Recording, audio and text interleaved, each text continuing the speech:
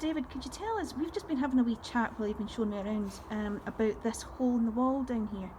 Yes, and it's illustrates what I was saying about these tiny little objects, tiny details suddenly sparking ideas. Now, this is the exercise yard, one of the two exercise yards in the Old Town Jail.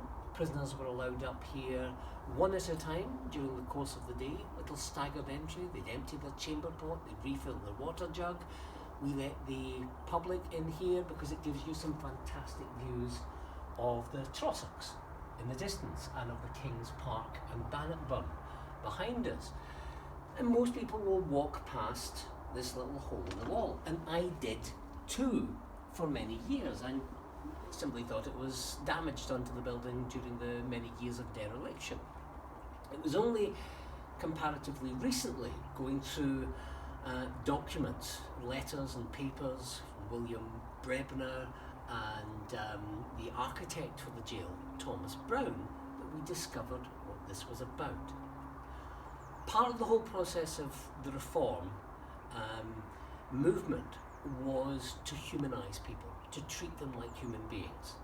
Here, as a prisoner marched up and down this little walkway, they could look over the wall and connect with the outside world. It's not to taunt them, it's not to tease them somewhere they can't be. It's the hope that they will return to the real world at the end of their sentence. It's reassuring. Until 1886, which is 39 years after this building opened as a town jail, there are children as young as 6 being sentenced to periods of imprisonment. And the reformers thought that was outrageous in the first place, but they also thought if an adult has that connection to the outside world, a child should too. They started work. You can see where they decided to cut a ridge into the stonework here.